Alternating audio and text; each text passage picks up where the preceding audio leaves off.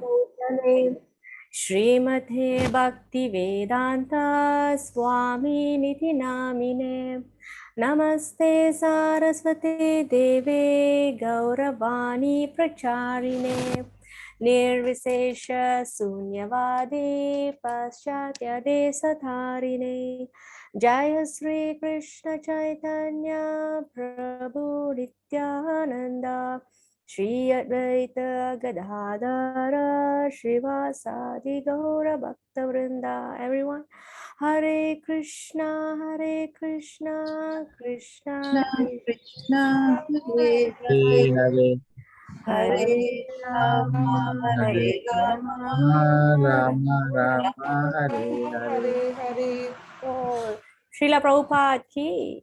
Jai. Jai. Guys, thank you everyone. Okay. So I think I did not share the energizer question for today.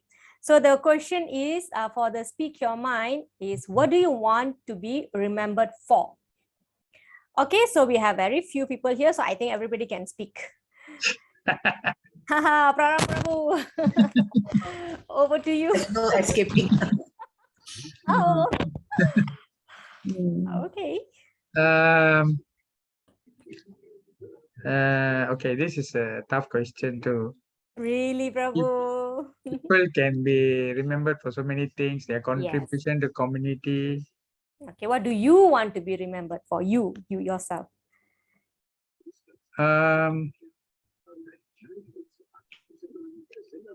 I don't do things that is against the law lah.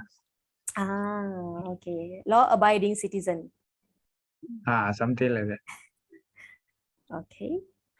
Is that all, Prabhu? Anything? Any other unique things?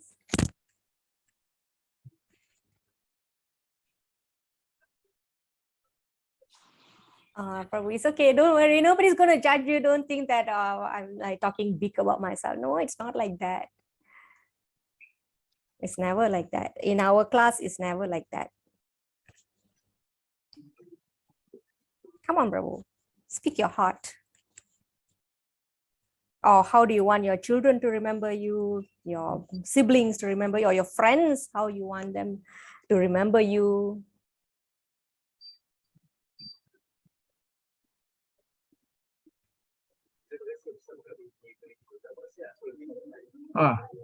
I was right lah. It's a tough question. Okay, Prabhu. So we're going to go around. Let's say you get any idea or you want to share, then you can speak. Okay. Okay. Next, Kala Mataji.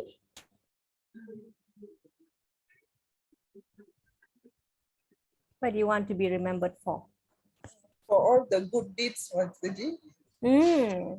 Any example, Mataji?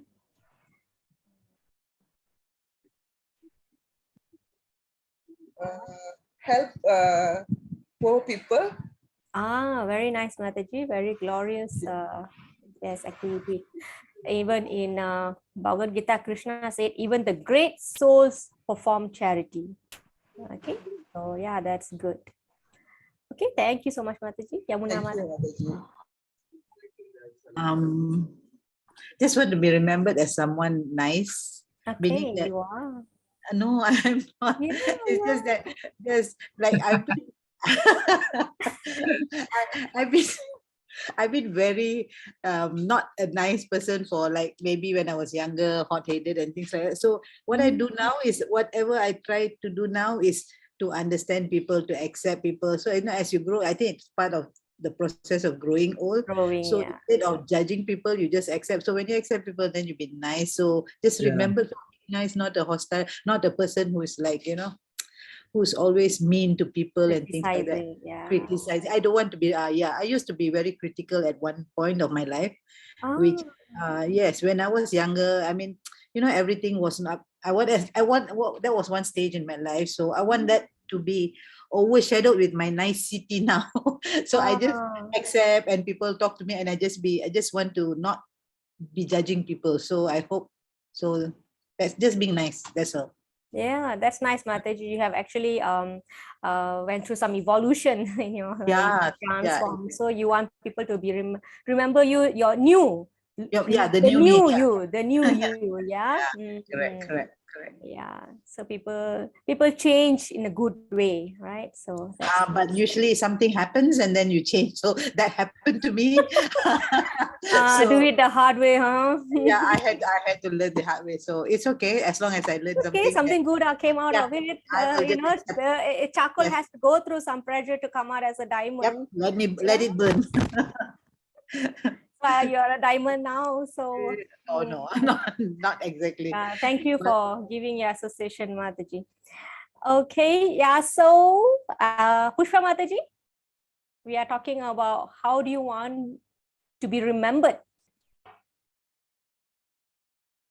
Would you like to share anything? I don't know. Mm. Depends on the person's perception, how they want to remember me. You see? Mm-hmm. So I cannot. You see, I might be thinking I'm good in this, I'm good in that. I want them to remember Yeah, me very for this, logic, that. Mataji. Yeah, everybody will But have what that. what they like in me, I don't know. Hmm. Even in your own children, you don't know what they like in you. You know. That's true. So I don't expect anything. I just want to accept whatever it agree, is. agree, Anyway, agree. You can tell that again. You can do whatever you like. I don't know whether am I good enough? Am I good enough? yeah, Mother? precisely. That's it. You know. Correct. So That's a tough lot of people to deal with. nowadays I just let go. I don't Uh, care. You like me, you don't like me. As long as my conscience is clear, I yeah. am doing the right thing is enough for me. Okay, so that means Yeah, you with have the just given out a clue that you will be remembered for being an honest, straightforward person. Thank you. Yeah. but Yes, Param Prabhu, what is it? but in practical, how this remembering people after that, I think people forget you after By and maybe by. 1 or 2 years, right? But there might be some things about some people that Unless you remember forever. Like suddenly you see something, oh, this person likes this. This is yeah, how yeah, this person have been. You know, some things you will make people remember you. Yeah. that is something you strike them lah. Correct. Yeah. Otherwise, will be forgotten. Yes, that's right. So harimau tinggalkan mati tinggal belang, manusia mati tinggal nama. So we try our best to do good, be good, do good, right? So we don't want to, whether we want to be known very good or not, we don't want to be known for bad things, known for wrong things. Okay. So like this, we like to be remembered for our achievements. Generally, people want to be remembered for achievement. Okay, this person has gotten this award. This person has came up first in this, has hold a Guinness record, or not something like that. Some great celebrity. This person has done this number of movies or this number of songs, has written this many number of books. So there are various reasons people want to be remembered. Okay, so right now in this class, we want to achieve something, something that is more wonderful than whatever that we can think of, whether it's our qualities, our achievements. Okay, so we want to remember something more important, more significant, more meaningful in our life. So what is that we want to achieve? Okay, so with that, we move on. Okay, this is a quick recap. So we started with a reincarnation. I mean, this particular concept, because it's like a spillover topics, right? So we started with reincarnation. We discussed how karma cause reincarnation. It makes us take birth again and again and again. All right. And we also saw how can we actually stop these karmic activities, how these karmic activities can be stopped by doing everything as a sacrifice for Krishna in order to stop this reincarnation. Okay, this disease that we want to stop. Okay, so before moving on, we'll quickly recap the week 10. Week 10, do you all remember what is the topic? It's from here. You just took a look just now. Karma, is it? Karma. After that, Okay. Remember, our week 8 was reincarnation, and then we got to know why reincarnation happens, because we are bound by the karmic reactions. Now, how do we stop the karmic reactions? By performing everything as a sacrifice for Krishna. What was the one example of sacrifice that we learn in week 10? Look at this picture. You get any idea? What's this Prabhu doing here? Praying, Offering to the Lord. praying. Yeah, he's offering. Devotion. Correct. He's performing a devotional service, which is a very broad umbrella. Particularly, he is offering food to Krishna. Okay, remember the unintentional sin all happened during cooking, harvesting, planting. So even though we are vegetarian, we do commit some sins unknowingly. So to remove the residual sins and karmic reactions, we offer the food to Krishna. Okay, so Kartini Mataji or somebody have explained this. Abasugi Mataji our last class explained how this fruit vendor lady, with love, she gave all the fruits to Krishna and Krishna accepted that. So what does Krishna accept? What kind of food Krishna accept? Krishna accepts a glass of water, Okay, tulsi leaf, okay, and he offers water, any fruit, okay. Alam pushpam. food. Yes, Food yes. without any onions and all that, Correct. Yes. Okay. So what was the verse in Bhagavad Gita where Krishna specify what other things that you can offer to him? Alam. Paraprabhu, can you recall? Yeah. This one somebody narrated the other day, right? Correct, correct. Yes, yes. all the That's good. You fruits, remember. and Okay, then fruit. he says he doesn't have money. Okay. Flower. When the lady says, okay, you can take all the fruits. Then when she goes back, she found gold inside the basket.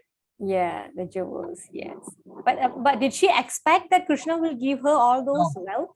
No, she didn't expect that. She did not expect. Okay, she just She lost gave herself. Yeah, without expectation. without expecting any return. That's very good. Yeah. So in elsewhere in Bhagavad Gita, Krishna said, for those who have who offer their devotional services, I carry to them what they lack. I preserve what they have. So he knows what to give to who. All right. So the idea of giving Krishna something is with what? With what? With devotion. Okay. What else? Not expecting any return. Okay, very good.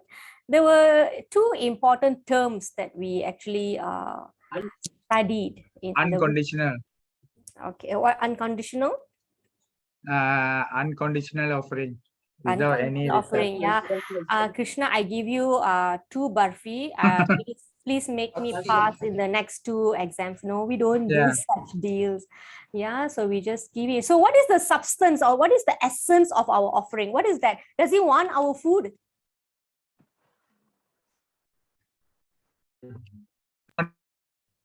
What does he want actually? Why is he asking us to offer? He is being served by thousands, hundreds, and thousands of goddess of Lakshmi. Why does he want food from us? Doesn't want food from us. He wants our love. He wants our To show our love. Yes. Very nice, Mataji. Very nice, Prabhu. Very nice. It's an act of show of love. Okay, it's offering of love. Okay, so the first question asked what the Lord accepts. So in Bhagavad Gita, Krishna mentioned 4 things that you can offer. Param Prabhu, do you remember what are the 4 things? Alam, pushpam. Okay, pushpam, palam. Okay, Mataji already said 2. Pushpam. Leaves also, right? Leaves, Soyam. yes. Tulsi. Soyam. Flower, tulsi. Pushpam. Water. Patram. Yes, water. Okay, who can find me that verse? Chapter 3. Chapter 9. Chapter 9. Verse Text 26. 26. Yes, this is the ABC verse of Bhagavad Gita. There's another one, 2.13, when soul transfer body. That's another basic one. So this is also another basic. Usually when the children start coming to temple, right, this is the first few verses that we'll teach them, because that's a very easy thing for children to do. They can just go and offer water to Krishna, offer flower to Krishna. It's the very basic and simple devotional service that even a child can do. So patram, pushpam, phalam, toyam. So because we all came from Tamil background, so the pushpam and phalam is no challenge for us to remember. So you just have to remember patram. Patram means leaf, toyam means water. Then in between we have pushpam and phalam. We don't have a problem remembering that. Patram, pushpam, phalam, toyam. These four things. Yomi bhaktya prayachati. He says bhaktya prayachati. Offer me with love and devotion. Then I will accept it. Okay, so he did not say if one offer me with if one offer me a leaf, flower, fruit, or water, I will accept it. He didn't say that. He said if one offers me with love and devotion. So that is the important substance. And what qualification we need? Elaborate offering, rich golden plate, silver spoon, diamond studded plate. No need. No need. Yeah. So what does he want? This one also we covered already. I just want to recap. What's the qualification?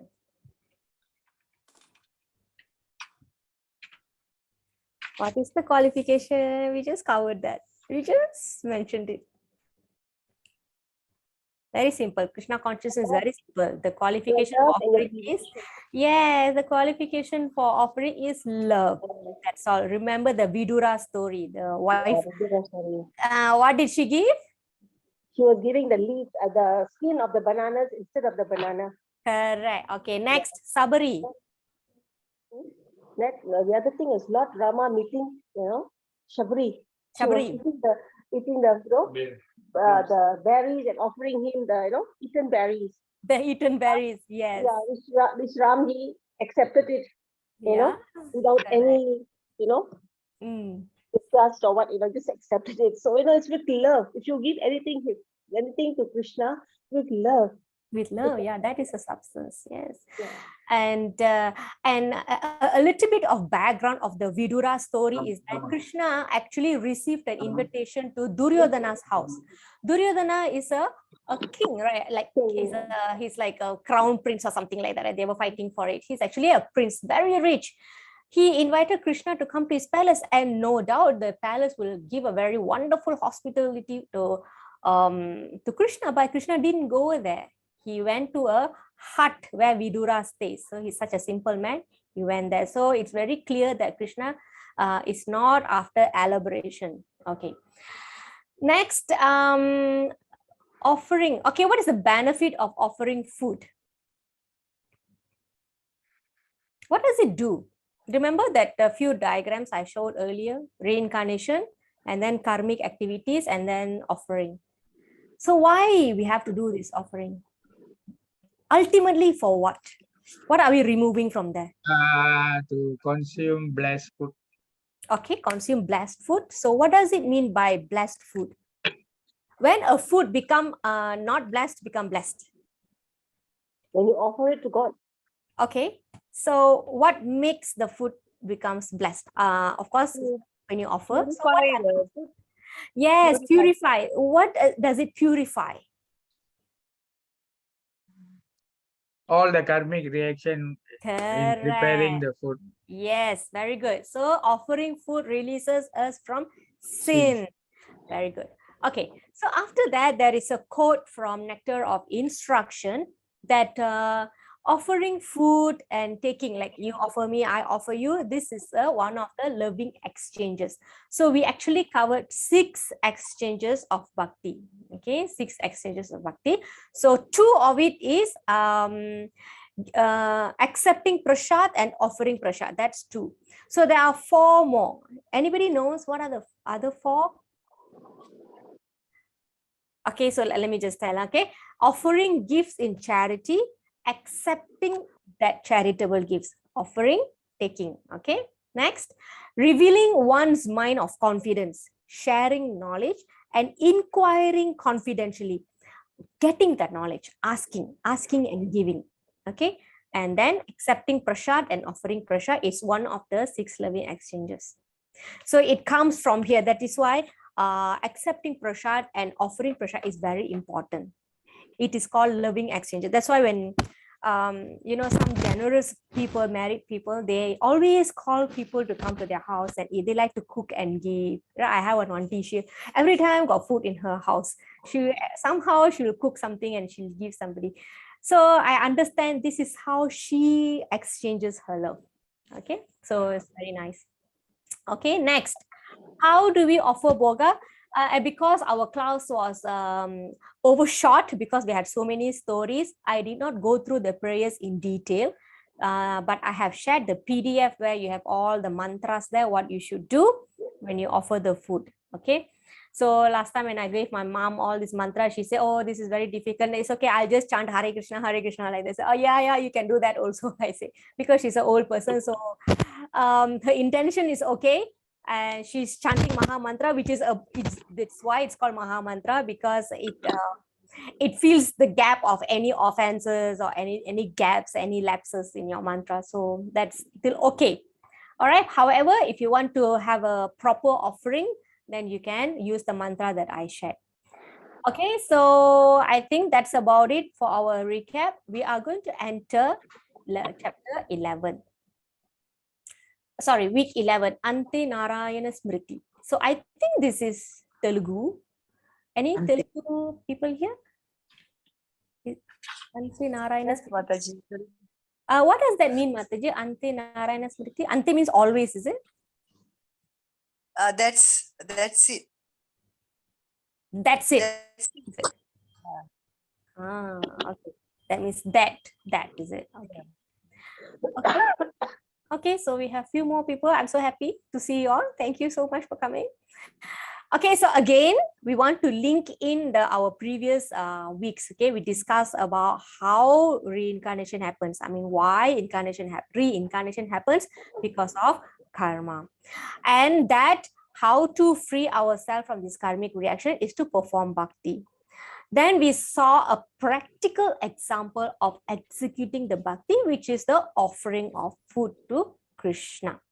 Okay, so there are many other things as well. Even when you're working, your consciousness can be offered to Krishna. Okay, Krishna, I'm doing this work for you. You can do that. Every step of your life, you can offer to Krishna. Okay, so we will continue because we are in the bhakti topic. So we are continuing our discussion on the importance of bhakti. Now, remember the picture that I showed earlier. This person was asking, how do you want to be remembered at the time of death? After you die, right? How do you want to be remembered? So we are talking about so many achievements that we expect people to remember us. We are remembering people for so many of their achievements as well. But above that, what achievement is the achievement while we live? Okay, so we are, and that achievement, it can be only assessed at one point of time in our life. Anybody would like to guess?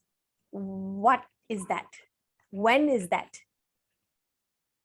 If that achievement is, you have touched that achievement or not? That best achievement. Prayers to Krishna. Liberation. Okay. At what point of time in the life that you will, or you can actually tell that this person has actually achieved the perfection of life, the ultimate achievement? When can you actually say that?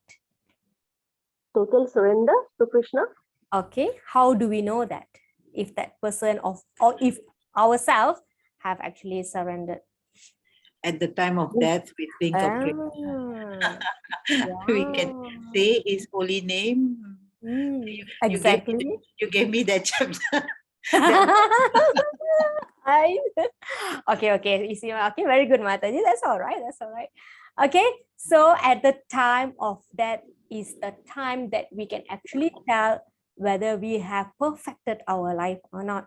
Of course, you can ask Mataji, when I'm dying, I wouldn't know what I'm hearing, what I'm talking, what I'm seeing. But we can tell.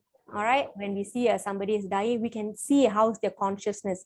Are they able to recite Maha Mantra? Are they able to listen to the kirtan? Are they able to listen to Bhagavatam class? Or they are feeling very disturbed, or they are being very peaceful? Whether they are feeling are they in agony that they're going to leave the body, or they are feeling peaceful? Okay, I'm going to the next step of life. Are they feeling like that? So this is how we can gauge how far we have come, or how far a person has come. Okay, because we can pretend 3-4 months. Actually, here recently I saw one psychology's quote that a person can actually pretend up to 3 to 4 months. Okay, so after that the true color all will come out already. So how long can we pretend that we are being Krishna conscious, pretend to be chanting, pretend to be good? Okay, so only to a certain extent. Only after that, either you will get frustrated because we know that's not sincere. Okay, or some obstacles will come that because Krishna said when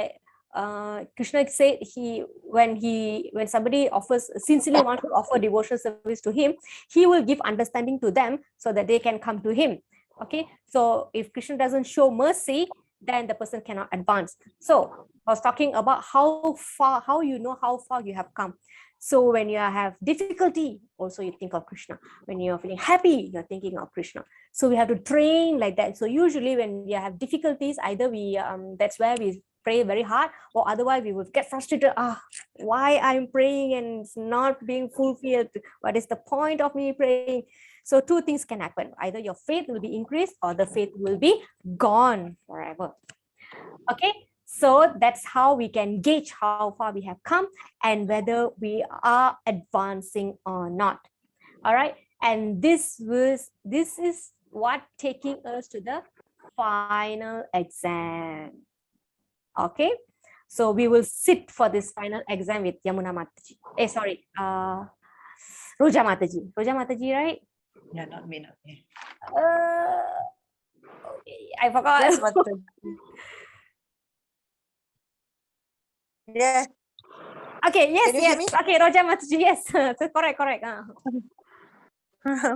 Okay, Mataji, take us to through the final exam. Okay. I just read and whatever at the end of his life quits his body, remembering me alone, at once attains my nature. Of this there is no doubt. I think whoever remembers him, Krishna, at the time of death, gets Krishna. Okay, hang on, Mataji. Okay, can. Okay. Whoever remembers Krishna at the time of death gets Krishna. Therefore, one can achieve the goal for God realization by absorbing our mind in the transcendental names even at the time of death. If our conscious and the object of absorption of the time at the time of death is Krishna, it will determine our next birth. So that's my understanding. Okay, with your own words, Mataji, can you say something? Just now you were reading, right? Yeah. What do I you was think reading. about this verse? I think that when we reach our last day on earth, when we remember him alone without attaching our thoughts on this material world, we can attain him. And God guarantees that. Right. That is an important point you're saying just now. What did you say, Mataji? Can you repeat that? God? Okay. Which one? You mentioned a word just now. It's a very good point. Guarantees. Yes. Because Okay. Why? What makes you say that? because he already promised us that from this verse. From this verse alone, you remember that once a So the guarantee comes at the last line. Of this, there is no doubt. Right, so that is the guarantee that you are saying. Okay, very nice, Mataji. Okay, I have one more question. You can answer, or anybody also can answer. What does it mean when he says, at once attain my nature? Attain his, Mataji, your line went off. attain his abode. Very nice, Mataji. I was expecting some wrong answers to make it more interesting. Okay, very good. You're very bright. You're very alert. Okay, attains my nature. Because what could be a tendency of some people interpreting this in a different way? Maybe they might interpret Reception is very bad. going back to material world. Okay, no, when Krishna says, Hello. at once attain my nature, how can this be possibly misinterpreted? Or maybe they think that they can get his opulences. Very good. What else? And He can attain liberation. Okay, liberation. Yeah, it could be freeing ourselves from birth and death. That's not wrong. What else? How can it be misinterpreted? We also need to know, sometimes it's good to know how should it not be interpreted. Anybody else like to help, Mataji? Will not have rebirth. No rebirth. Okay, that is okay. That is correct. So when Krishna says, at once attain my nature, how should we not interpret that? How should we not interpret it? Could it become be like him? misinterpreted as become another Krishna? Yes, that's right. Become like Krishna or become Krishna. Okay, so it's And very good whoever point. else. Yeah. So just now Mataji mentioned about liberation. Do you know there are 5 types of liberation? Okay. So there are 5 types of liberation. We know the one liberation is that. Okay. Somebody's mic. Okay. I'm not sure whose mic. So if you are not interacting, then you can mute. And when you want to speak something, you can unmute and then mute. Okay. So like that. So there are 5 kinds of liberation. Anybody knows what are those? So generally we will know that liberation means moksha, that we will not take birth again, but there are 5 kinds of liberation. One is attaining same form as Krishna. Okay. Sarupya, I think. Sarupya. Sarupya, Samipya, Salokya, Sayuja. Okay, 4. Sorry, there are 5 kinds of liberation. Okay, just give me a minute. Let me just, since we're on this topic. Okay, I'll start with Salokya, liberation, Salokya liberation. Salokya means that after we depart, we go and live in the same planet as Krishna. Okay, that means as living in his realm. Okay, which is the Goloka. Okay. Next Planet is or world? planet Prabhu. You can say spiritual world, spiritual planets. Okay, that one. Salokya. Samipya. Samipya means remaining an associate of the Supreme Personality of Godhead. That means being an associate of him. So that is another kind of liberation. Okay. Third, Sarupya. Sarupya means attaining 4-handed form exactly like that of the Lord. So in Vaikunta, do you remember the Ajamila story where the Vishnu Dutas will come and stop Yama Dutas? Don't take Ajamila, because he has actually cried out Lord Narayana's name. So they all came with 4-handed forms. They all look like Lord Vishnu. But the difference between Lord Vishnu and those who have attained Sarupya, or the Vishnu Dutas, or the denizens of Vaikuntha planets, is that Lord Vishnu will have a Srivatsa mark on his chest. So the rest of them, they don't have. So that is the difference. Okay, so that is the third kind of liberation. Sarsti means attaining opulences like those of Supreme Lord. So that is also another kind of liberation, attaining opulences like the Lord. Last one is Sayujya. Sayujya means merging into the Brahman effulgence of the Lord, attaining the Brahma Jyoti level. Okay, so these are 5 types of liberation. But it is mentioned that a devotee is not desiring all these kind of liberations.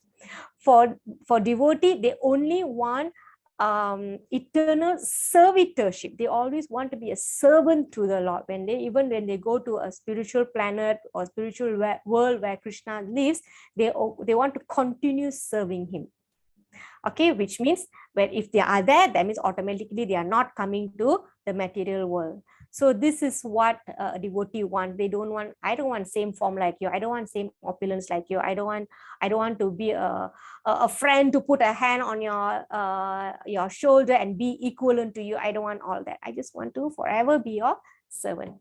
So this is what a devotee wants. Okay, so here we will try not to interpret that attaining a position like Krishna, nature like Krishna, full with 6 opulences like Krishna. So it's not that. Attaining my nature means attaining his abode, going back to the Goloka, going back to the spiritual planet.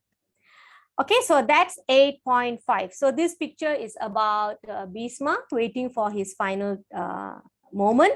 And he actually waited for Krishna to come so that he can leave his body by looking at Krishna and thinking of Krishna. Because Krishna guarantees, if you think about me at the time of your death, you will attain me.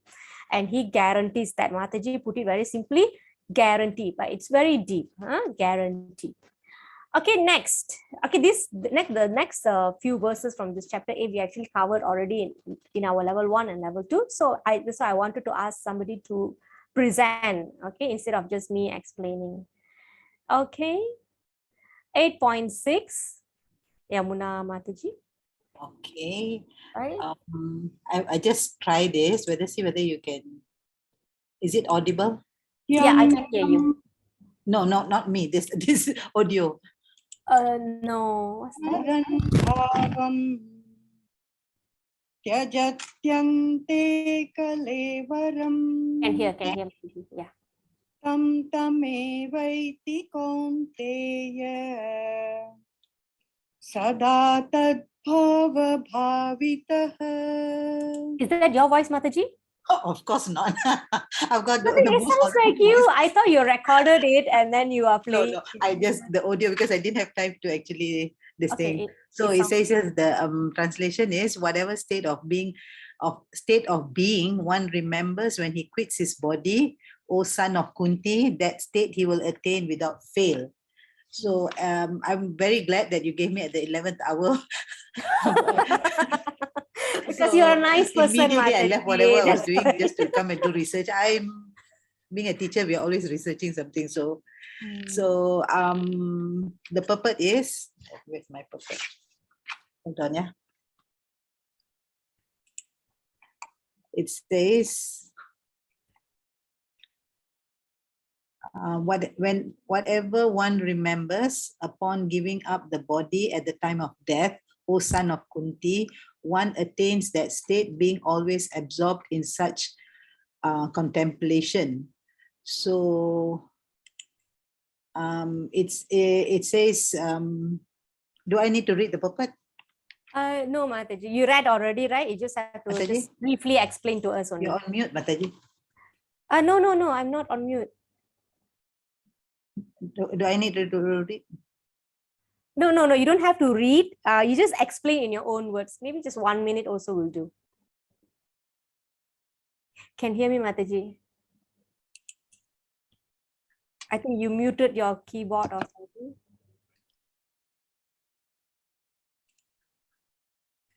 You were on mute, Mataji. I'm not. Everybody can hear me?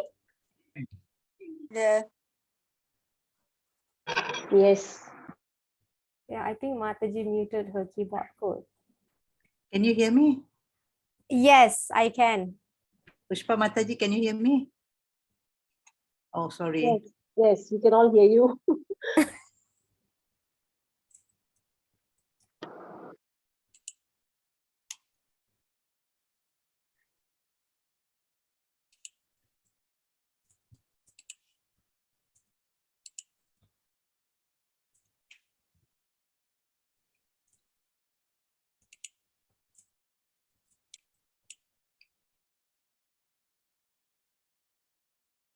Can you hear me, Mataji? Yes, we can.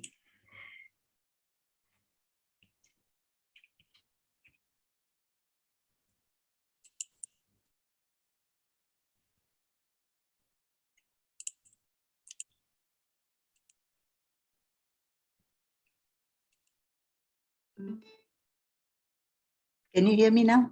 Yes. I'm so sorry. Can? So technical. I think because I played the audio just now. Oh, okay. I understand now. Okay, so you were asking if you want to read the purport, right? But Yes. you just explain in your own words for about a minute will do, Mataji. Okay, right. So right. So this in this verse it says that whatever we think of at the time of death, we will attain that. So like for example, in this purport, they give the example of Bharat Maharaja. Yes. So he actually there is actually for me after reading about it, there's a moral value. It's not a simple thing as him being a deer because he was thinking of a deer when he died. For me, it's like it's not so easy to get mukti by saying that okay, at the whim I'm going to give up everything and I'm going to attain mukti by going to the forest and meditating, and this is my objective. It's not as easy as that. God has other plans. So this is like a lesson to whoever's reading this, that it's not so easy. God has his plans, but by the mercy of Krishna, he lets Bharata Maharaja to have the memory while he was a doe that what he has done, his past. So it gives him an opportunity to actually repent. So when he was a doe, he went to the ashram and he was listening to the hymns, and so he, so that is the thing that what we and the other thing in this verse, it says that it's not that whatever I think, like say for example, oops, that's my watch. Like if we think of, although we have been chanting and we've been very devotional and things like that, but at the time of the death, as like Bharata Maharaja, we think of something else. It's just that our whatever our services, our past action is not forgotten.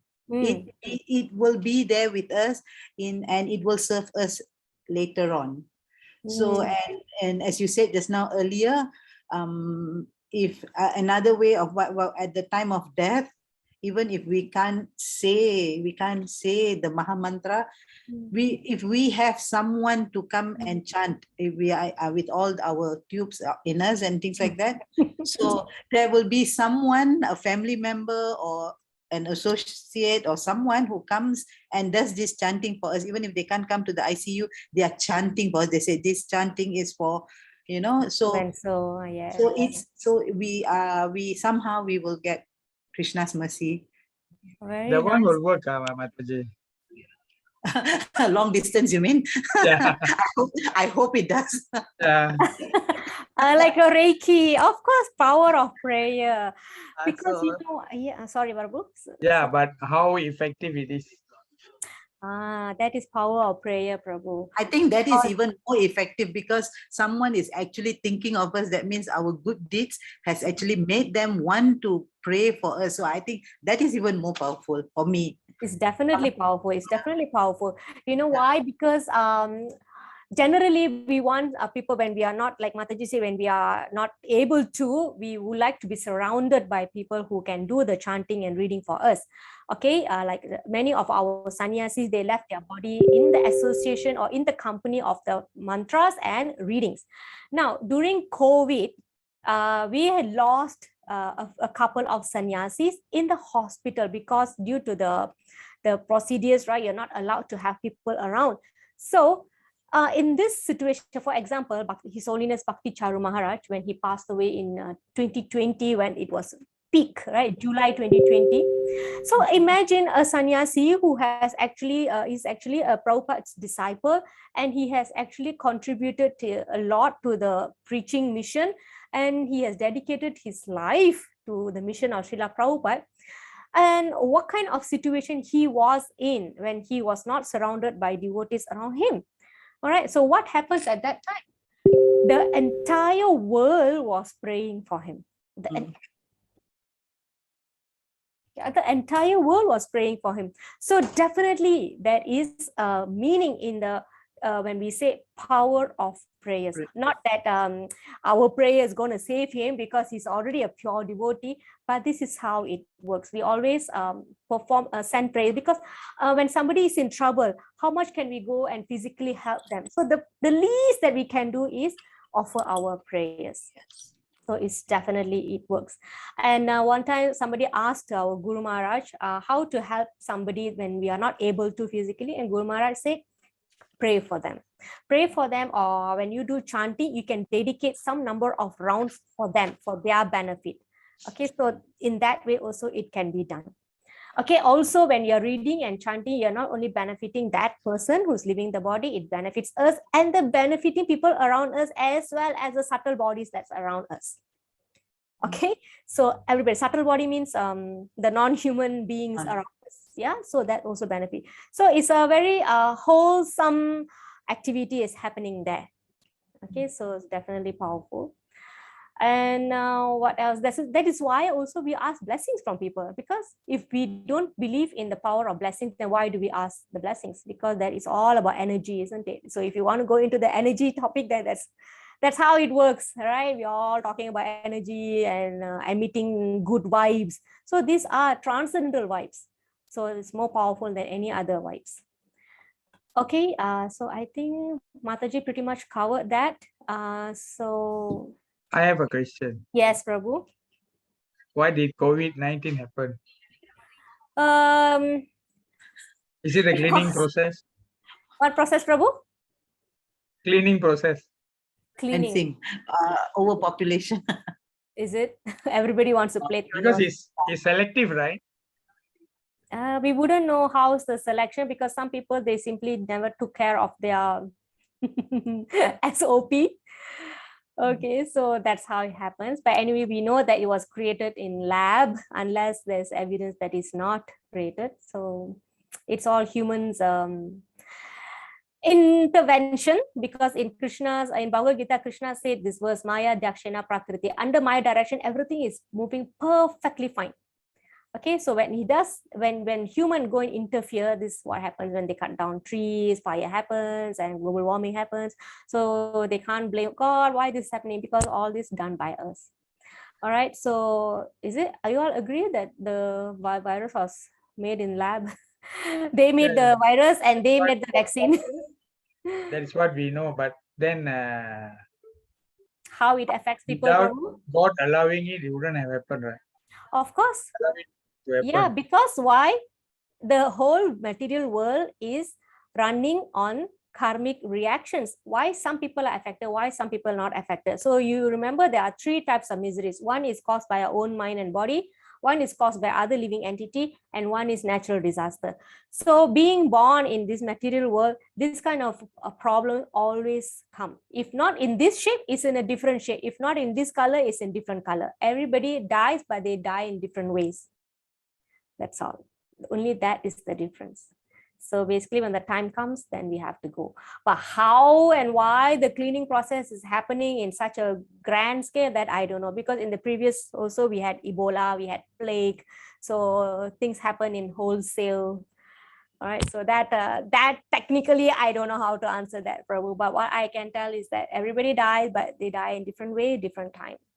Some people get COVID 2-3 times, but still they don't die. So they just have to go through some sufferings, but it is not their time to totally go. All right, some people get for a while and then they have to leave.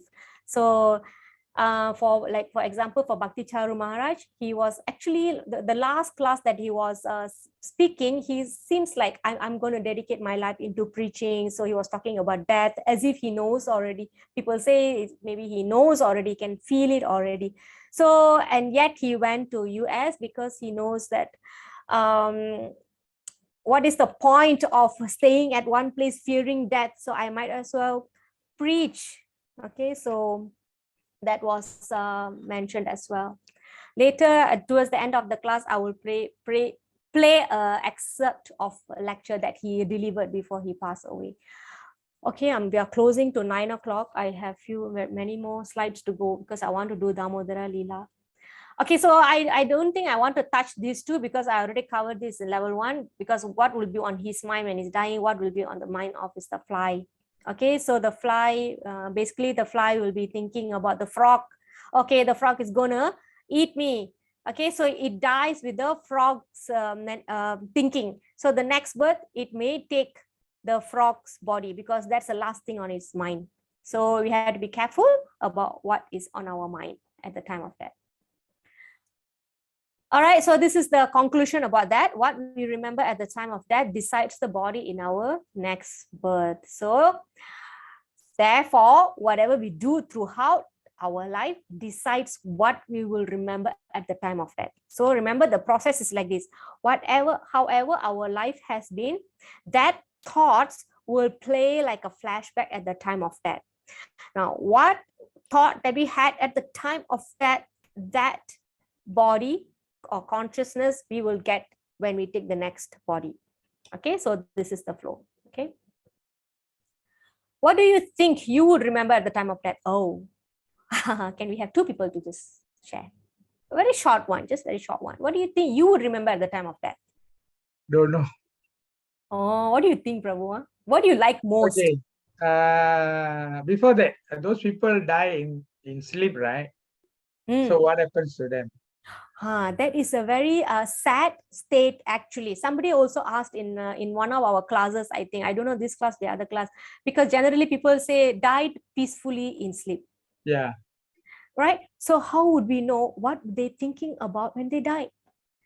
At least when they are, bedridden or hospitalized or they're going to die, we can help them by singing some mantras and reading Bhagavatam. But when somebody dies in sleep, we could be thinking a lot of things at the time of death. We have very funny dreams, weird dreams. So can you imagine when the soul leaves the body, when we are thinking some funny things? Sometimes what we dream doesn't make sense in real life. So we will never know. I think it's a very dangerous, all I can say is that it's a very dangerous and risky position to die, dying in sleep. Yeah, what they're trying to say is that the peaceful death is that he died painlessly. I think this is what they're trying to say. They didn't feel so much of pain, because people get heart attack at death, right? And I don't know any other ways people would die. What could be other reasons? I don't know. Okay, so basically I think they're trying to say, okay, he died painlessly. I mean, he was not suffering very long in pain. I think that is what they're trying to. I'm going to take it like that, because otherwise I don't think it's a peaceful death, because you never know what was running on their mind and what are they going to take in the next life. So with that, I wouldn't say that devotees do not die in sleep. But what I can be assured of, if the devotee has been sincerely carrying out devotional service throughout their life, then what could be on their mind then? Okay, it's very unlikely they're going to be filled with, yeah. Yeah, so okay, this one I will tell later. I have some slides, so if I tell everything now, then it's not interesting. Okay, so I will tell later. Okay, so Prabhu, what do you think you want to remember at the time of death? Of course, remember the Lord. Okay, so this is after you have the Wish. Prabhu? Wish. Yeah, everybody want to wish. Yes, that's right, Prabhu. But if I were to ask you this question like 5 years ago, would you have thought about this question, or a situation like this, that we're going to leave our body one day, and what I could be possibly thinking at that second? I'd be thinking about my house, my children. Children, of course, Yes, naturally. all the time. Yeah, what's going to happen? My husband, no lah. He's fine. Okay, because you're confident that he'll be fine. Yeah, true, Yeah, true. yeah. But You know not that now. some- Now is different, totally different. Yeah. Understand. Some people they want their spouse to touch wood. I'm just saying. Some people they want their spouse to leave first because they don't want the spouse to live in separation. So at least I can. They say I think I'm stronger than my spouse. Actually, this my mom told me. So it's that I think I let father go This first one- because I can survive. I don't think he can survive without me. So my mom is a very practical person, so that's why I'm able to share. This is Right, based so- on Jatagam or what? No, she was just saying like I think it was just like a normal conversation. I think because generally, probably Indians, right? The wife want to go with the poo, pottu, all that, I right? want to go first. Prabhu? Yeah. What mother is First saying? one. Mataji, so that's not wrong, right? What your mother is hoping for, it's not wrong, right? It's not mean, wrong because she's showing her care like that because she yeah, doesn't want to leave my He dad. can take care of himself, yeah. But I can see even after his bypass, he just doesn't want to take the service of the caretaker, even though he knows my mom is not well, but he still wants my mom to serve the food. So my mom was thinking, how am I going to leave him and go? This one also he cannot handle. So she was saying one time like that. So like that, Mataji. So that's fine. So I naturally we will be worried about our children, our spouse, how house. If you're a very wealthy person, we thinking where my estate is going, who's going to take care, or you have a very nice pet, and you're going to think about the pet, who's going to feed the pet. Okay. So we want to be careful. What are we going to think? So from now on, we want to be very careful. But how much can we control that? That we can see later. Okay, why I'm saying that that is a question, how much can we control? Because at the time of death, the Garuda Purana says that we will be feeling the pain of a bite by 42,000 scorpions simultaneously, not taking turn, simultaneously. So that means it's going to be very painful. And it is mentioned that you will not be able to speak, like something is choking, you can't breathe, you can't see, you can't hear, or you probably will be hearing a lot of things. Like my grandma, she was saying, I can see the dark people keep coming, ask them to go, they will see all these things. So we don't know whether it's hallucination or they are really seeing things, we don't know. So it's a very difficult situation to be in. Okay, so we don't want to wait until the exam to see what is the question, right? We don't want that. We want to be prepared as much as we can. Sometimes there are soalan bocho, but what is the guarantee? Sometimes the soalan bocho wouldn't come out, all right? Because the Kementerian already be alert, okay, this question bocho already, let's change the set. So you'll never know. So if you have studied well, then the question come left, right, up, down, you'll be able to answer it. Okay, so we want to be like that. Whom do you remember when you have an accident? One time when I had accident, I think I was blanked. I think nothing came to my mind. But it was long ago, 17 years old. So what do you all think? What a person in accident would remember? Am I going to die? Am I going to break a leg? Am I going to break a hand? Anybody want to share? It's okay if it's funny. Whom do you remember when you have an accident? Your best friend? Or maybe you wanted to say one last bye to somebody? No lah. You won't think of anybody. You'll be looking at the car. How is it going? Blank, all right, Prabhu. So I think that's what happened to me. Blank. Blank. When I fell, I said, am I dead? It took me 1 second to get out. Okay, so right. So it's very difficult. At the moment, right? Yeah, we will never know. So yeah, again, what do we do throughout our life? Decide what we will remember at the time of death. Whether we're going to remember our dad or our mom, we don't know. So let's hear from this Wolverine guy. What is he saying? What happens when you die, Hugh, do you think? I've just been reading about it this morning. Oh, somebody knows? Somebody wrote a book about it? Yeah, it's called the Bhagavad Gita, and I was just reading it today. And I remember reading this thing, and it tells you what to do at that moment of death. And I remember thinking, oh man, this is like a fairy tale to me, because I've never actually faced a moment of prolonged knowing I was going to die, or thinking I was going to die. I haven't had that moment yet. But I have had a glimpse into what it will be like for me. I was researching this movie, The Fountain. I play a brain surgeon, so I was invited in to see some surgery. This woman, and just before we went in, the doctor told me that the woman was going to die.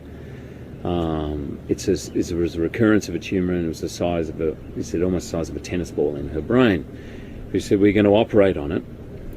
And they kept her awake. It was the most extraordinary thing. They kept her awake so that they knew, as they're cutting into the tumour, whether they're cutting into speech parts of the brain or movement. So she was playing a kind of video game, lying down, the entire skull, the top half of the skull is off. And they're cutting in and they're asking her questions. She has to play this video game. But I've gone past the point.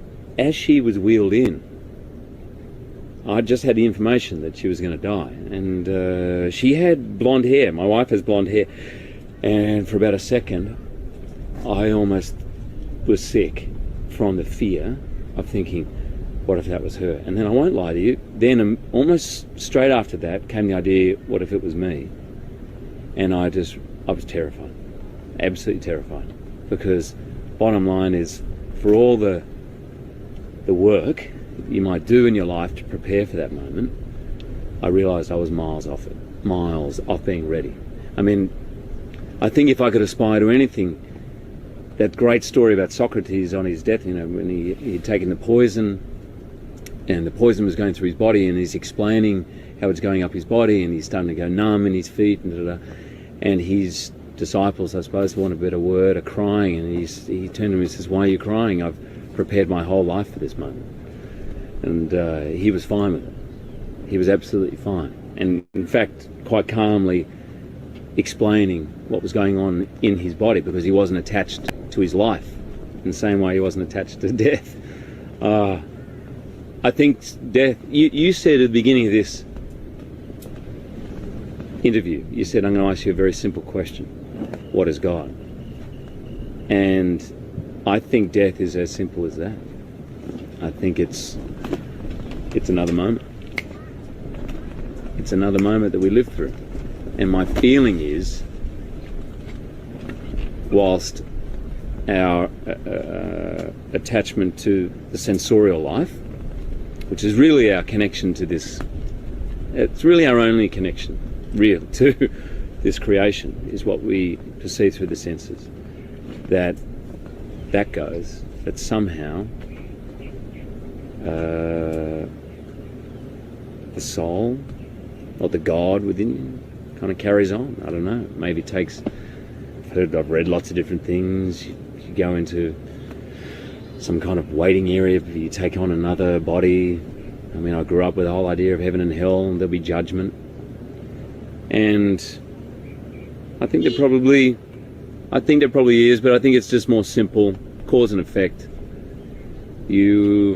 Whatever happens beyond death will be due to what's been going on in your mind at that moment of dying. All right, so he's talking about exactly about the verse that Krishna said. First he said one part he said that death is just another moment, and then he mentioned that what you're thinking at the time of death, that will determine your next. Okay, so I can share this video again later. You can watch again, all right, because his accent is Australian accent. It's not so, you have to watch again. But anyway, it's very clearly he said that he read Bhagavad Gita and he grasped that. And when he saw himself as the person who is dying or under the operation, then he knew that I am not ready. I'm miles from ready. So it's never too late to have that urgency that, oh my God, I have wasted half of my life. I've not done anything in spiritual life or devotional life. So it's never too late. All right. So that now that you are here, it's always the time to start or intensify that Okay, so it's not easy to think of Krishna at the time of death, because what the Garuda Purana said, the pain that the body goes through. But with the intense and consistent practice, we will be able to do that. Okay, God willing.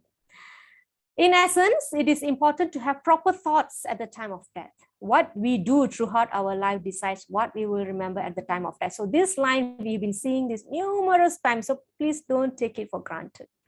How then can we ensure that we remember Krishna at the time of death? This is the billion-dollar question. How sure are we? Okay, how sure are we? Let's see this. Practice makes man perfect. Practice, practice, practice. Okay. The walking capacity is there originally in the child.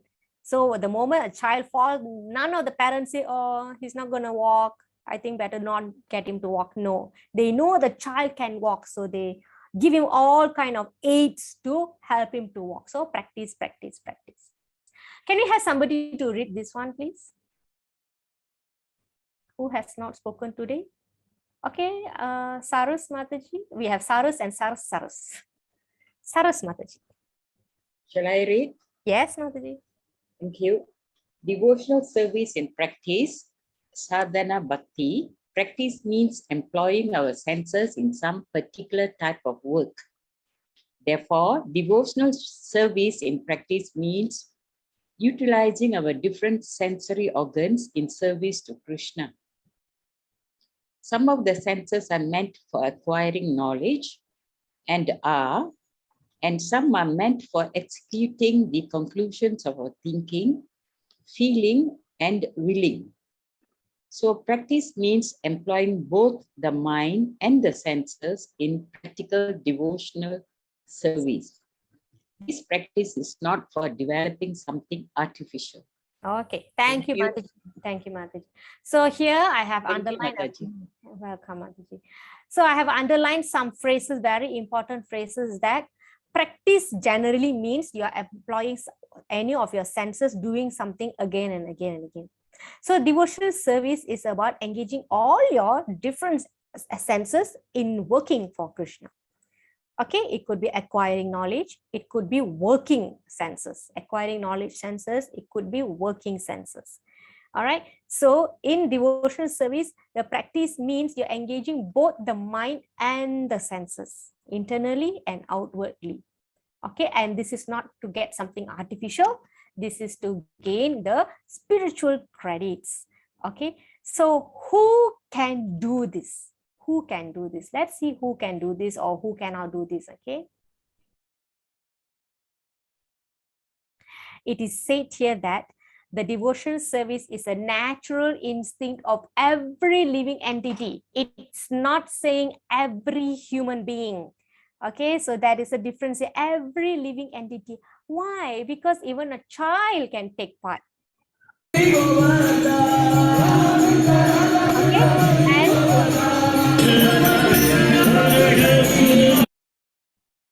I don't know how to play this. Hang on. So this is a dog taking part in a kirtan. Maybe I can share the video later. It will be howling.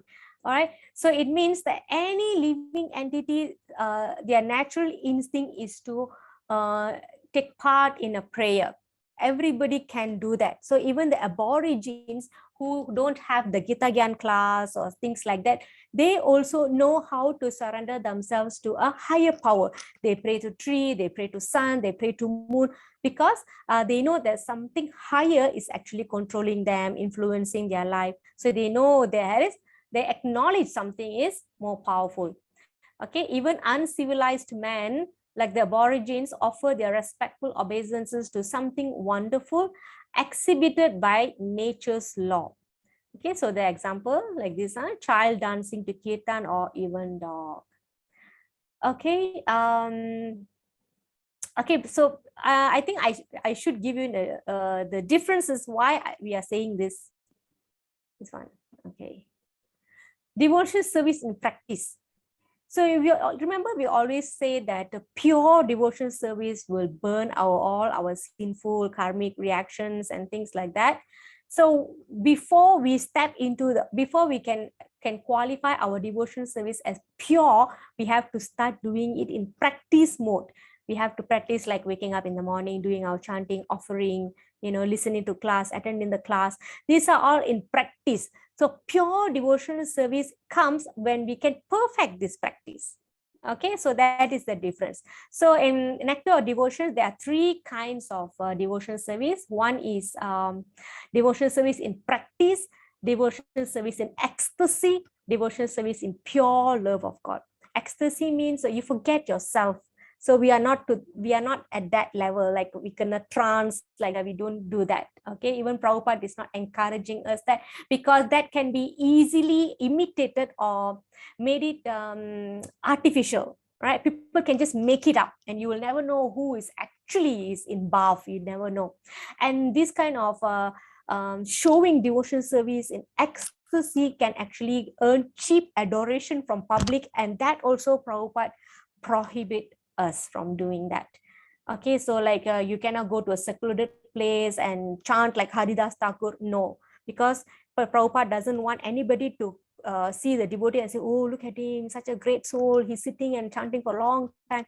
So Prabhupada doesn't encourage that. You have to do practice sadhana, this devotional service in practice with groups of devotees, okay, and lift each other.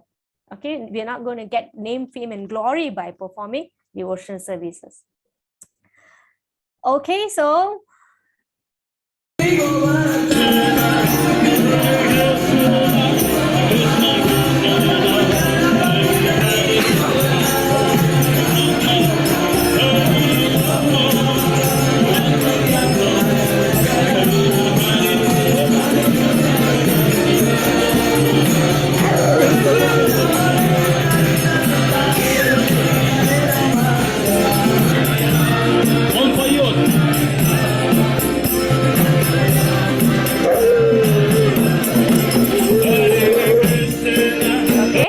so we move on. 8.7.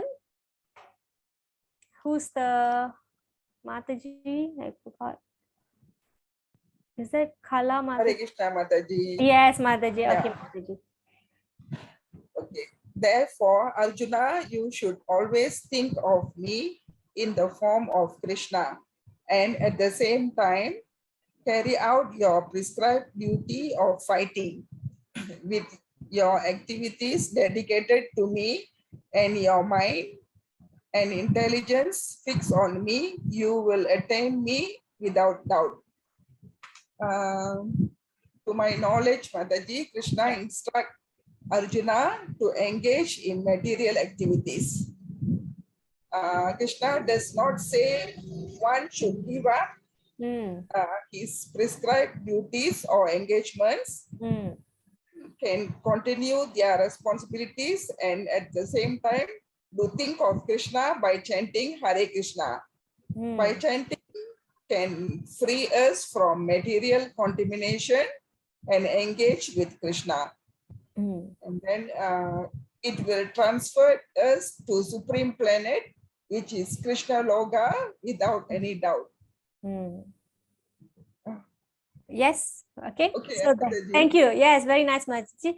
Thank you. So here also Krishna gives a guarantee. You will attain me without doubt. So remember, when we are walking, we sleep, and then we say Krishna, and then we leave the body. So we are not going to become Krishna. It's not like how Bharat Maharaj was thinking about deer, and then he became a deer. Or if the fly thinking about the frog is going to become like a frog. So when we think of Krishna, we're going to become Krishna. No, it's not like that. If we think of Krishna, we're going to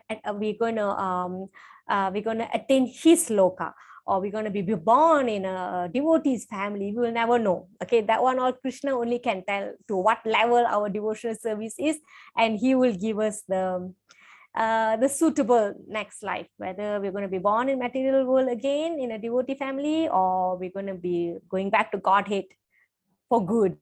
So we don't know. So again, when we think of Krishna, when we die, it's not like we're going to become Krishna, but we're going to attain him. Okay, that's what he says. You will attain me without doubt. And then what else Mataji mentioned? That Krishna never said that stop doing all your activities. Krishna says, in fact, Krishna says, do your activities, and in doing so, think of me. And that's how you will attain me. So there are various ways Krishna is giving us ways to attain him. One, think of him when we die, or do activities thinking about him. So you can attain him while we are living and while we are dying. Okay. And in a broad category, we have 9 forms of devotional service. Actually, there are many, but this has been preached by Prahlad Maharaj to his friends. Okay, so I'm going to let you all tell me what are these. What is the first picture? Actually, this first picture has 2, but we're going to just say 1. What is the first devotional service? The first thing that you all started doing when you all came to Gita Gyan.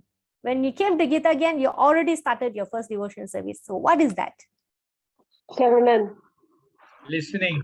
Listening. Shravanam, Very yeah. good. Sravanam. Mataji, you say Sravanam, right? Yeah.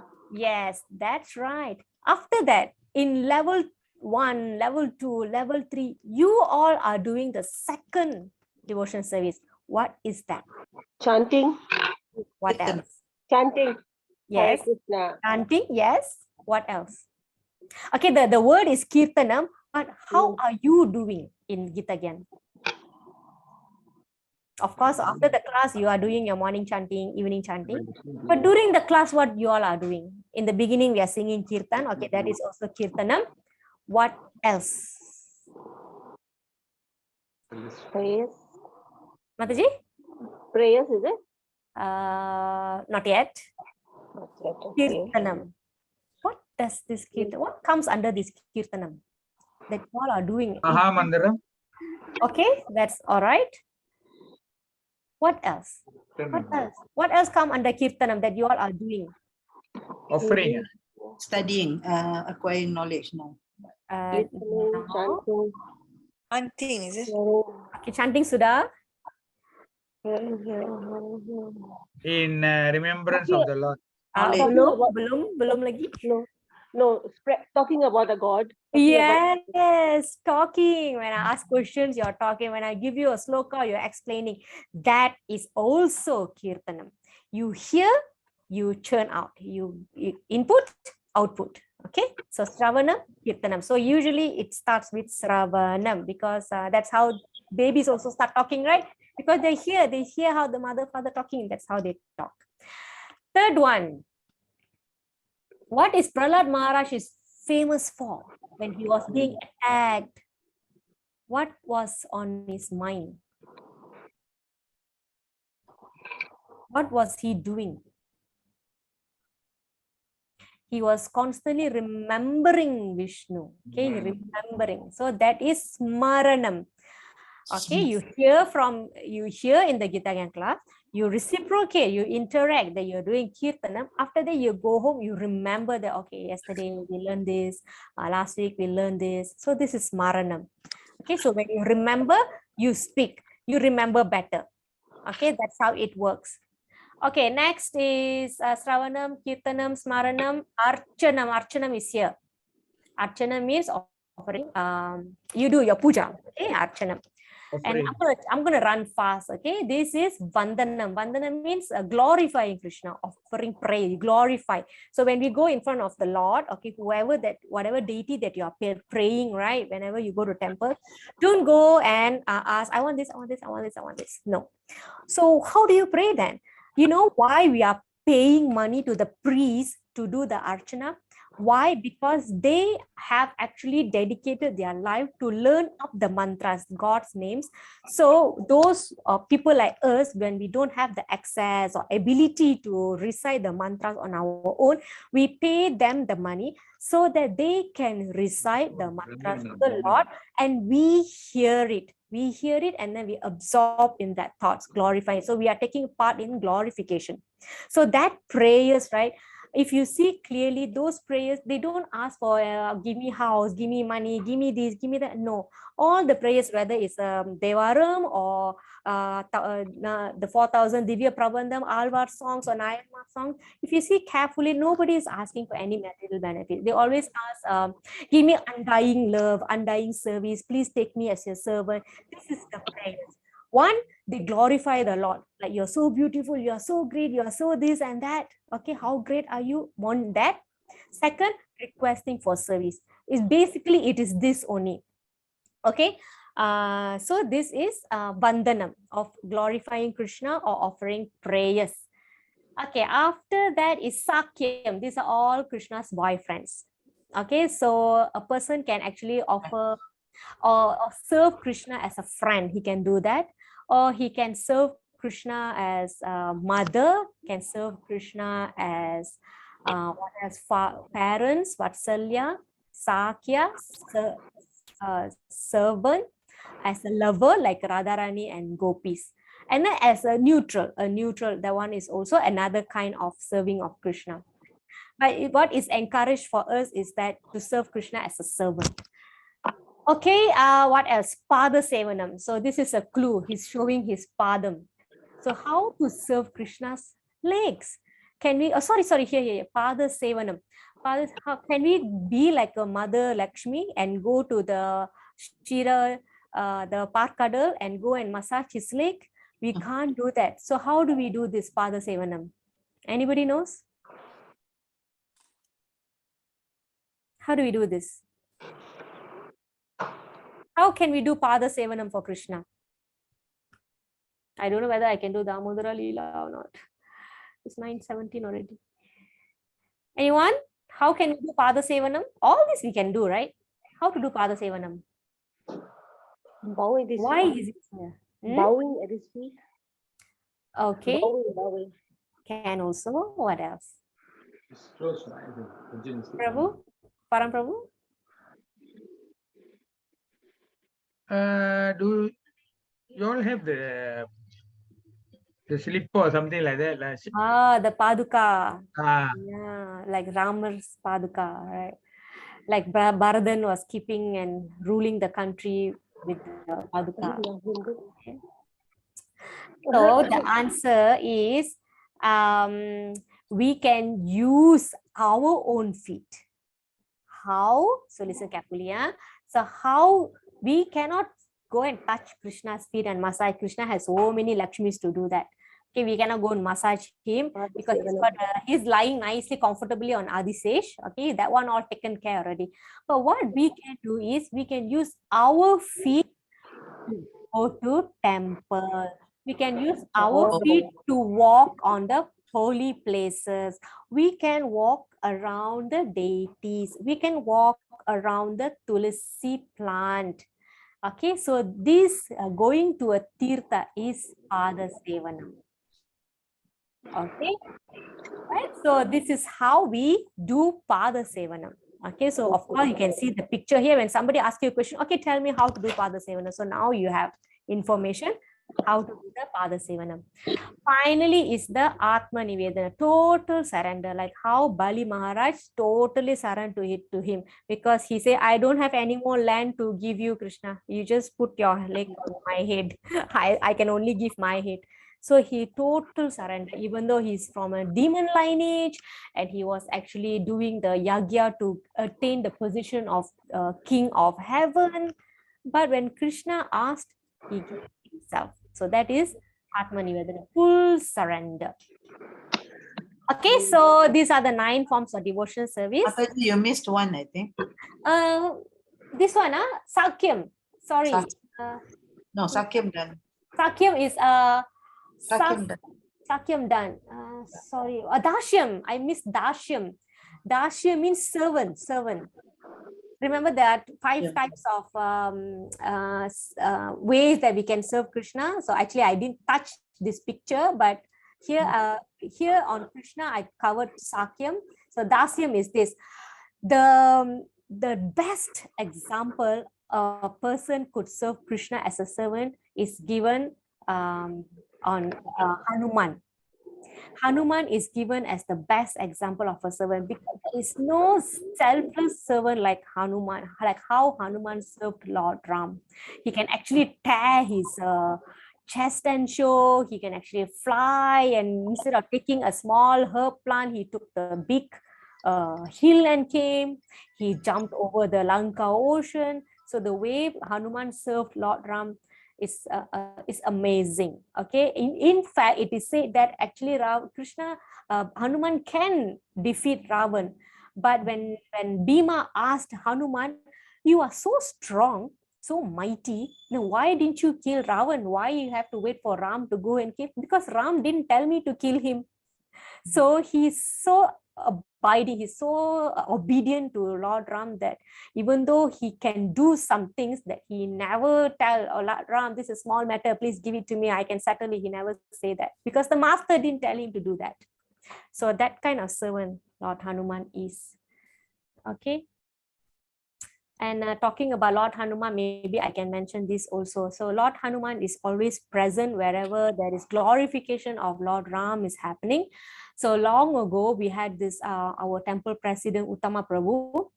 Okay, if you all know him. Anybody knows Uttama Prabhu from here? No, huh?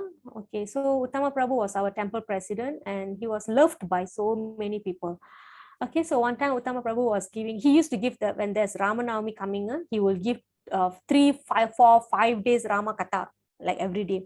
So then one time he said that wherever there is a glorification or narration of Lord Ram's pastime, Lord Hanuman will come. But how will he come? He will not come with the tail and gada like that. He will appear as an old man, and he will just stand at the corner of the place or the temple, and he will actually Prabhu's act it out. He showed that person will be very old and standing at one corner, and he will be like closing his eyes with tears in his eyes, and he will just put his hands together like that, and he will be listening to the katha like so kusho like that. So when Prabhu said like that, I think so many of us were so moved, right? So it's very important when glorification of the Lord is taking place. We have to be very careful about how we are moving around. We don't step on people's leg because we'll never know who are there. Same goes to Radha Yatra, because it seems the devas will come down to pull the chariot. So you'll never know, you may not be able to see them, but so that is why it is mentioned that sometimes they will, in India, they will touch everybody's feet because you'll never know who is who. Right, so you pay respect to everybody, so you don't offend anyone. So all this pushing and pulling, all this will happen, but we must be very careful to control our speech so that we don't say anything offensive to anyone, and we treat people who come to temple as Krishna's guest, because you never know who are they. Okay, so I just wanted to share that. Whenever I see Lord Hanuman's picture, I always want to share that part because it really is a moving thing. Okay, so conclusion, I need to go fast. So we started with this energizer. What do you want to be remembered for? We always like to be remembered for our achievements. So this week discussion, we wanted to see, our goal was to see what is the most wonderful achievement, which is to remember Krishna at the time of death, because only that will stop the cycle of birth and death. Okay, I hope you all know the Ajamila story, where something happened to Ajamila. Even though he was a great devotee, something happened to him and he got deviated. And at the time of death, Yamadutas came, because at that time of death, he already did so many sinful activities that he's so, deserving Yama's punishment. But because he has done some devotional services, and he named his son name as Narayana, so at the time of death, he unintentionally called the son, because I think he was in pain, and then he called his son, was playing nearby only. All right, so even though he called Narayana as the son's name, Yamadutas came and stopped. Vishnudutas came and stopped the Yamadutas. Whatever he has done, he has chanted our Lord's name, so you cannot take him. So that powerful the name of the Lord is, that Yama cannot come and touch that person. Okay, so there was a long conversation when the Yamadutas go back to their boss, Yamaraj, and say, "Boss, We went to carry out our duty, but this Vishnu Dutas came and disturbed us. I thought you are the most powerful person, that you can bring anybody's life and give them punishment. Who are these people? Why they came and disturbed our job? Then Yamaraj will explain what kind of person that you must take and what kind of person that you must not take. So this is in Bhagavatam. Okay, so another conclusion here: reincarnation, sinful and pious activities. This is like a Ferris wheel. It will go on and on and on. So how do you break it? You have to perform sacrifices to the Lord. One practical example is making offering to the Lord, and another one is Ante Narayana Smriti. Always remember Krishna and never forget Krishna. Okay, so this is the bhakti that will stop us from taking birth again and again. Okay. All right, so I think all these questions that we already answered earlier, we discussed already. So I'm going to leave you with a cliffhanger here. What happens if you are unsuccessful in attaining perfection in Bhakti Yoga? What happens? So this is the part that I will cover in the next week, but we might not have class for next 2 weeks because one will be too short before Diwali and one everybody will be still on holidays, I think. So we will meet after that. Okay. So let me just jump to the video. Only today I was reflecting on that you see. This is Bhakti Charu Maharaj I was talking about earlier, and this was his class, the last class before he left the body.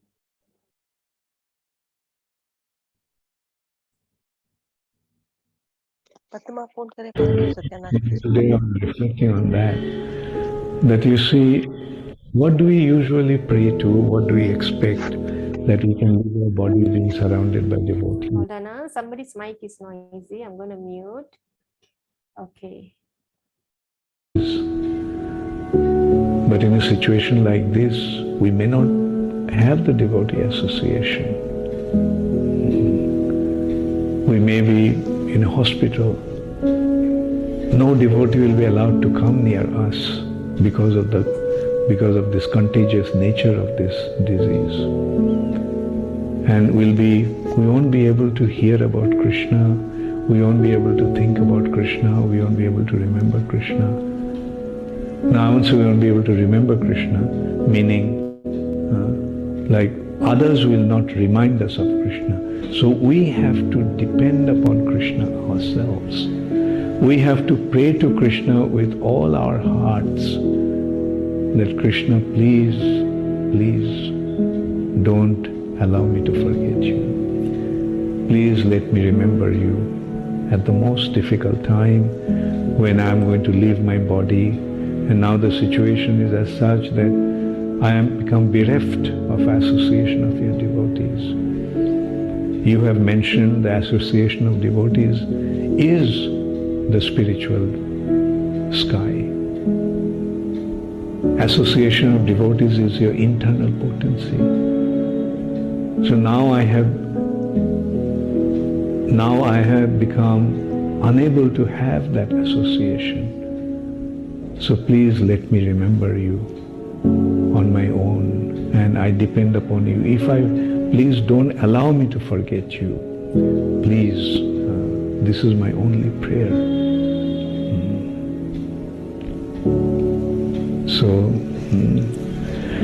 So these difficulties are coming to make us more Krishna conscious.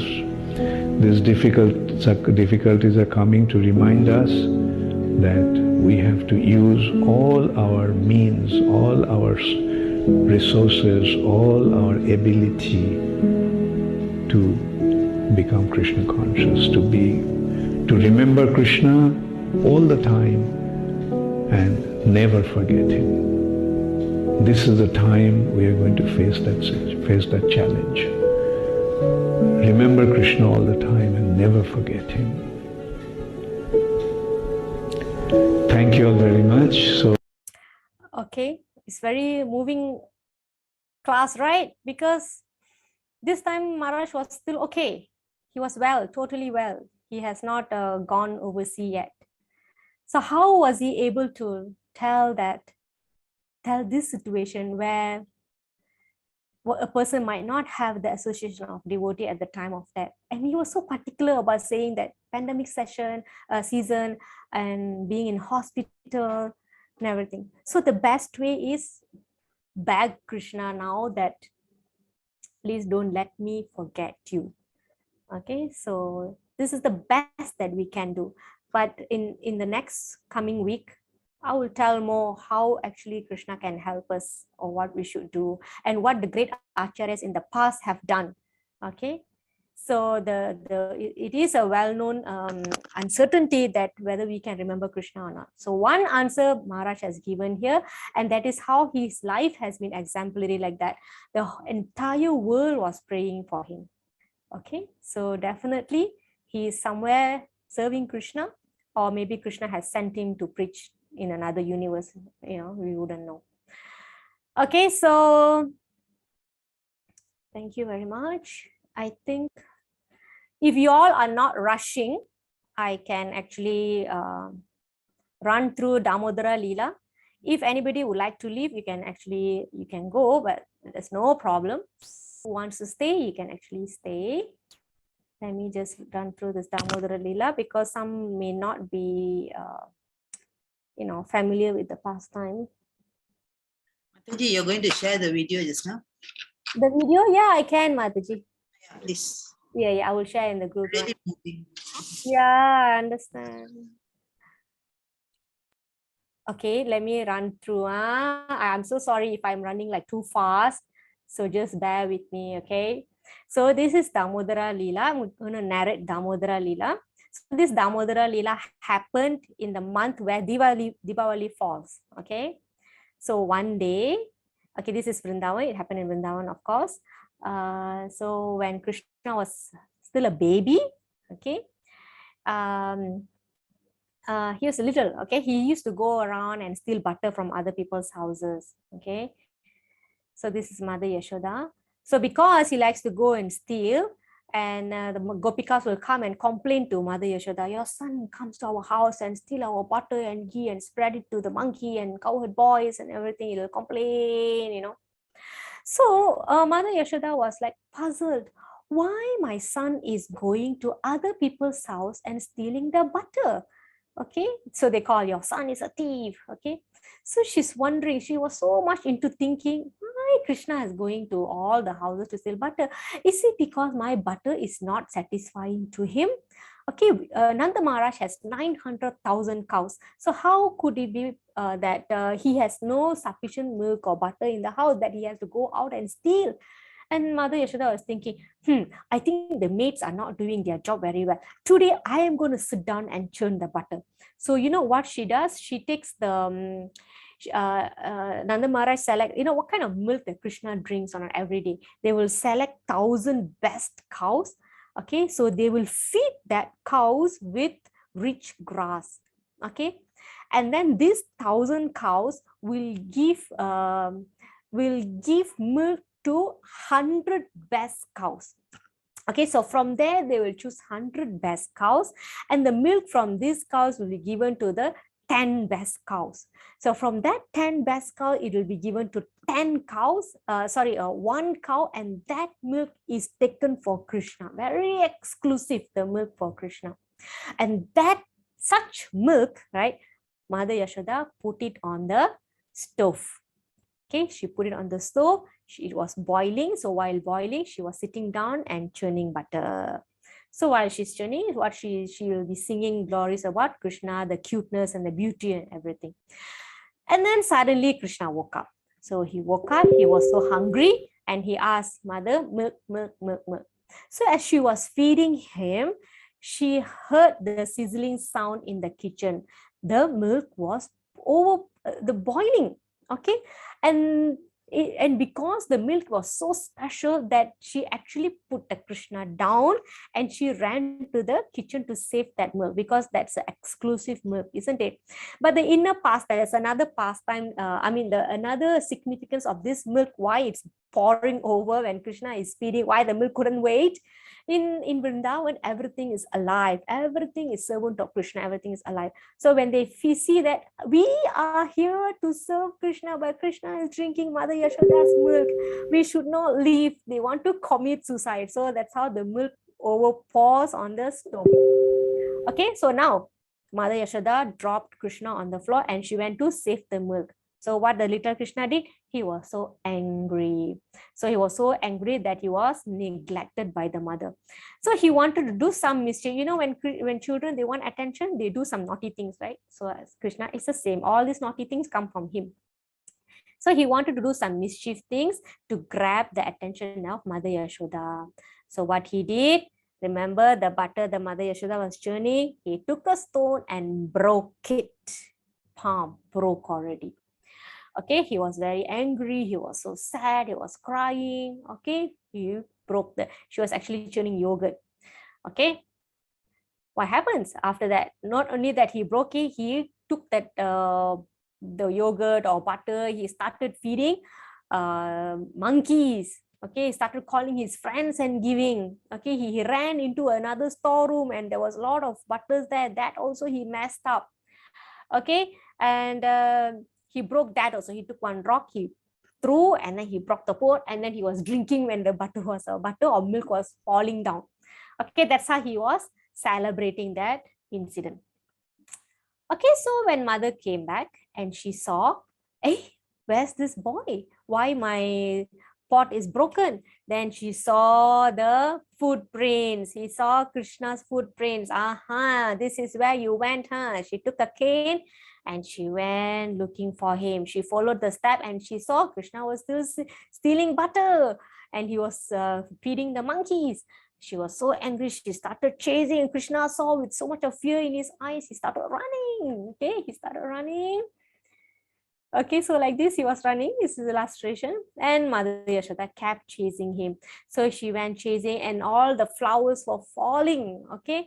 And when Krishna saw that the mother was struggling to keep up with his speed, and she was so, because she was huge, right? And it seems that she had very huge waist. So she's getting tired, and Krishna saw, so he slowed down and let the mother capture him. Okay, so when he saw the cane in the mother's hand, he got so fearful. Then the mother realized, hey, I'm carrying a cane. My Lal is getting fearful of this cane. Then she'll throw the cane.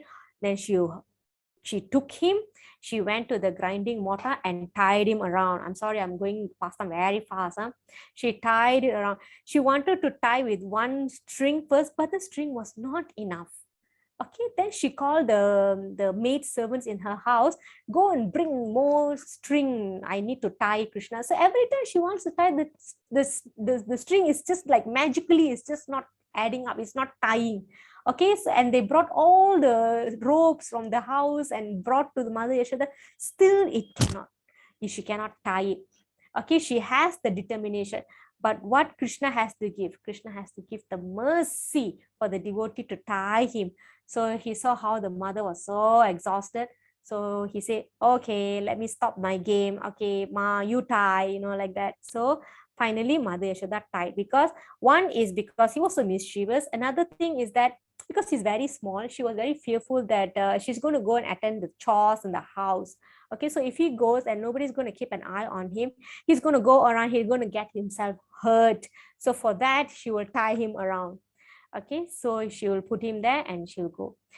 Okay, so this is the pastime in short. Okay, so finally he let him tie and she tied. So there are two things always important in our spiritual life. One is our endeavor, that we should try our heart, our endeavor, our enthusiasm, our hard work, our effort, everything. At the same time, we also must beg for Krishna's mercy. We cannot go and tell Krishna, I'm trying so hard already. Why you're not giving your mercy? So we cannot demand that. Remember, it's not artificial. Like Param Prabhu earlier explained, that without expectation, but we only can endeavor. When Krishna is pleased, he will give the mercy, like he allows the mother to tie, right? So like that, he will allow us to tie him. Okay, so that is the significance between it. The rope was short by 2 fingers or 2 inches. Sometimes it says 2 fingers or 2 inches. So this is the story. Okay, so that is Damodara. Damo means rope. Udara means belly. So one was tied around the belly with the rope. Okay, so this pastime happened in the month of Damodara, where this incident happened where much later Krishna killed Narakasura and happened on the same day and celebrated as Deepavali. So on Deepavali day, a few incidences happened. One was Lord Ram's arrival in Ayodhya after defeating Ravana.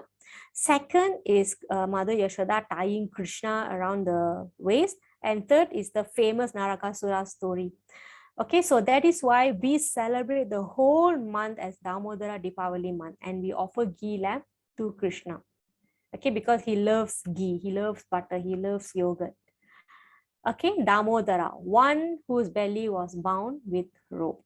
And these are all the benefits. Okay. When one offers a ghee lamb during the month of Kartika, his sins in many thousand and millions of births perish in half an eye blink. Okay, so that's Damodara Deepavali. Okay, this is 2020 slide, so ignore that. All right, so that is the pastime. I'm sorry again that I went so fast. Any sweet pastime should be nicely relished and narrated, but I wanted to finish by 9:30 because it's Friday, right? Everybody after work. So is that okay? That story understandable? Y'all like it? Is it the first time for somebody to hear this pastime? Param Prabhu, is this first time? Have you heard of Lord Damodara before? First time. First time. Okay, Prabhu. So first time. Saras Mataji, first time. Who else? Yamuna Mataji? I have Damodara. Okay, you know. Okay, Yashoda Priya Mataji, Kala Mataji, you know. Roja Mataji, you know. Pushpa Mataji, how about you? No, I've heard it many times. Okay, very nice. I've been following this for a few years already now. Quite some time, yeah. Yes, yes. Okay, I Saras always enjoy listening to it. Mataji, Pushpa Mataji? I always enjoy listening to it. Yeah, no matter how many times, right? Yeah. Yes. It's so Saras, sweet. yes, yes. Like, you know, sometimes when we watch movie, how many times we can watch? I think the Frozen, I have probably watched 100 times. I'm more already. But this past time, don't know how many 100 times I narrated, and it's still very sweet. So that is the difference between Krishna's pastimes and material pastimes, material stories. But your narration was really good, Mataji. Thank you. Yeah, super fast, super fast. Okay. Saras Mataji, have you heard of this? I've heard it before. Okay. Okay, that's great. And I hope everybody is doing the Damodara lamp. So those who have not started, anybody have not started because you're not sure what is happening? Param Prabhu, how about you? Did you do any ghee lamp? The other day I lighted a ghee lamp. You used lamp, Prabhu?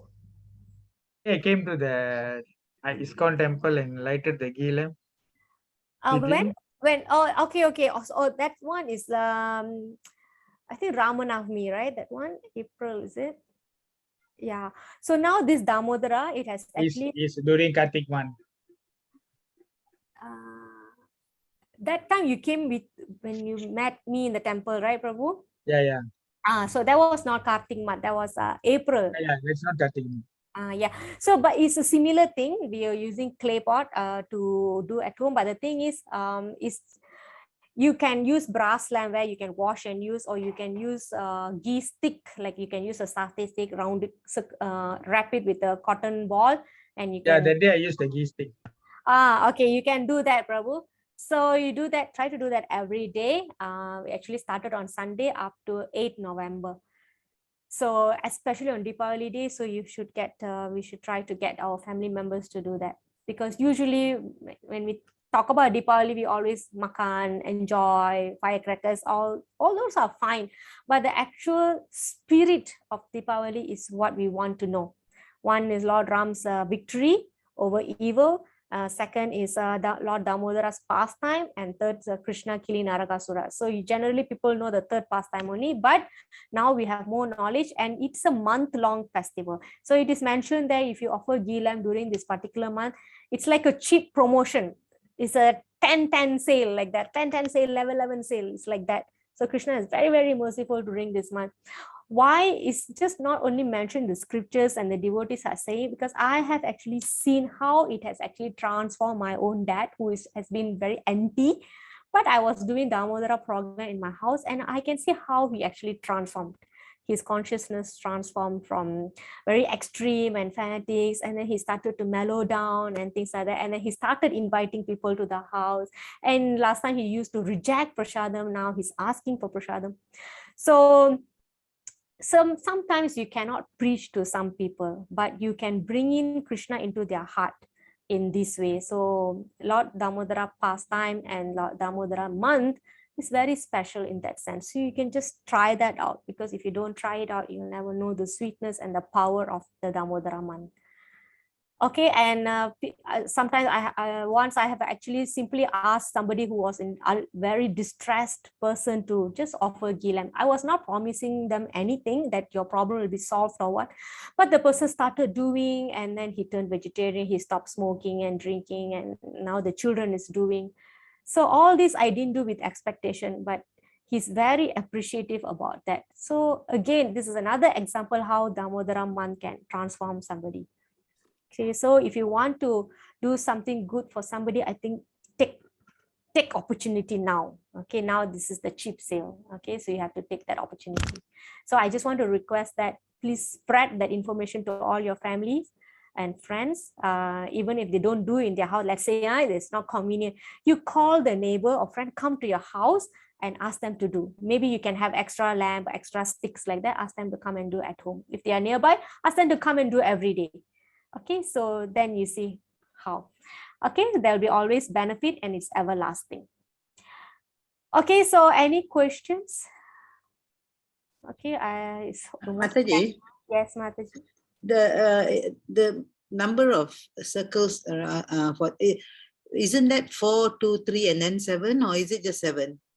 Actually, it's 4, 3, 2, 7. 4, 3, 2, 7. 4, 2, 3, right? No. 4, 2, 3 or 4, 3, 2. Belly 2. Roja Mataji. 4. Belly 2. Belly 2, yes. Face 3. 4. Face 3. Yeah, 4, 2, 3, 7 full. That is the actual recommendation in the Pancharatrika Vidhi, the book. However, for newcomers or people who can get confused, they can do just 7. But if you can do, then do all. Because I feel I like to do longer, because we can sing and just admire his body and things like that. So basically, you know why this number came about? Because when Krishna, after playing with his cowherd boys and with the cow, roll on the mud and dirt, when he comes home, it's dark already. Okay, those days can start a spotlight and everything. So Mother Yashoda will light the lamp and she will check Krishna's body to see cute. got scratches or not, got any hurt or not, like that, because his body is already dark, right? So, but in that process, they can't help but falling in love with or melting to his beauty of the body, and then it's like brightened up by the light. So that is the tradition that we want to continue, so that we also will melt by looking at him, offering to him. I mean, what else can we offer him other than our heart? So when we offer, when you see the ghee melting, right, that is how our heart should melt for him. And that's his favorite food. So I think that's the best thing that we can give him, and the benefit is a lot. So many symbolism. Yes, there's always some reason and significance behind that. We always have explanation, Mataji. It's just sometimes whether we know or not, but in Krishna consciousness, we can always find information. So I wouldn't say that I know everything, but I think I know people who can answer. Yeah, so yeah. Okay, so any other questions? Thank you so much for coming. Earlier it was only 4, now we have so many people. So thank you for that, making time. Thank you, Mataji. Thank you, Mataji. Thank you, Mataji. Thank you, Mataji. Thank you. Thank you, Mataji. Okay, Mataji, you're so quiet today. Are you okay? Yeah, thank you. Thank you, Mataji, and good night. Okay, good night, Mataji. Krishna. Good night. Thank you, Mataji. Good night. Good night. Hare Krishna, everyone. Good night. Hare Krishna. Hare Krishna. Hare Krishna.